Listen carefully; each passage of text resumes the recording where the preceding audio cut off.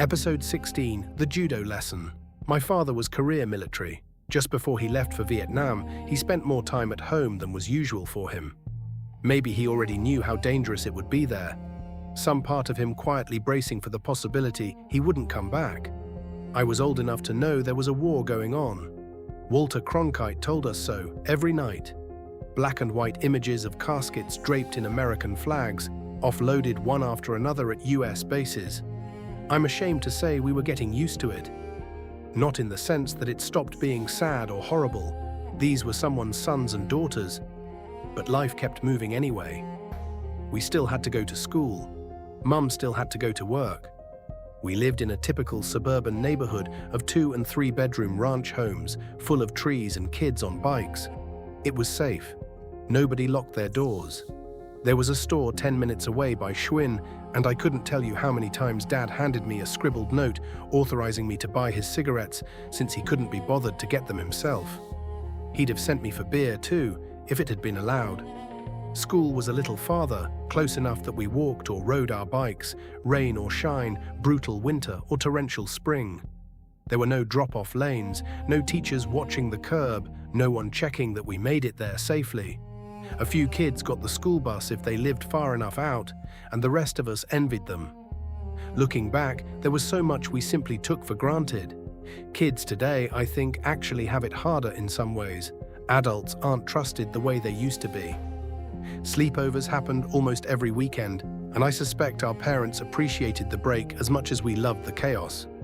We had a full basement, low ceiling, a fireplace that never once got used. And Dad, through whatever connections he'd made over years in the service, had access to more military surplus than seemed reasonable. So our basement slowly became a barracks of sorts. 6 metal-frame military cots with paper-thin mattresses lined up like we were prepping for inspection.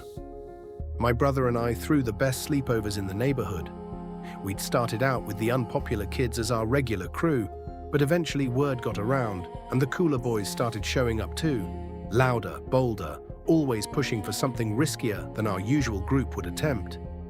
One night, Dad came downstairs to find 6 thoroughly bored tweens reading comics and talking about girls.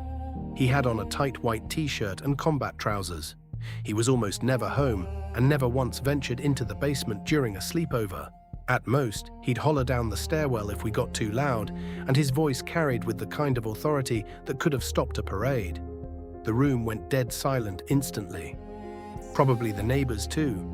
Then he asked if we wanted to learn some military defense training. The boys lit up and shouted yes in one voice. Here we go, I thought. I knew exactly how dangerous my father could be. Once, driving back from a swimming spot out in the desert, with Mom and my brother in the car, Dad slammed on the brakes. A large coiled snake sat in the middle of the empty road.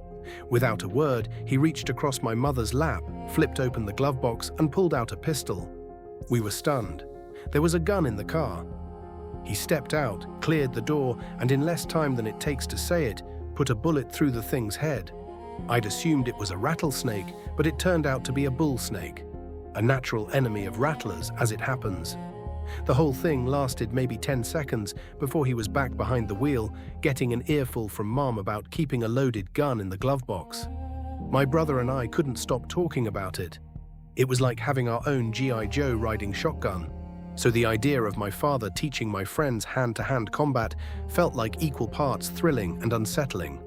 None of them knew who he really was or what he was capable of. He kept a cardboard box full of citations and trophies, marksmanship, karate, judo. He never finished high school, but the military had given him an entirely different kind of education. We pushed the metal bed frames against the walls and shoved the thin mattresses together into something resembling a wrestling mat. The basement filled with the smell of boys, potato chips, and pure excitement. Within minutes, tweens were being flipped and tossed around like rag dolls, and every one of them loved it.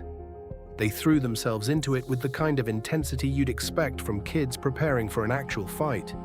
I'll admit, I felt a flicker of pride watching my father raise my standing with my friends in real time, but they were only seeing one side of him, the side that wasn't holding a black leather belt wrapped tight around his knuckles.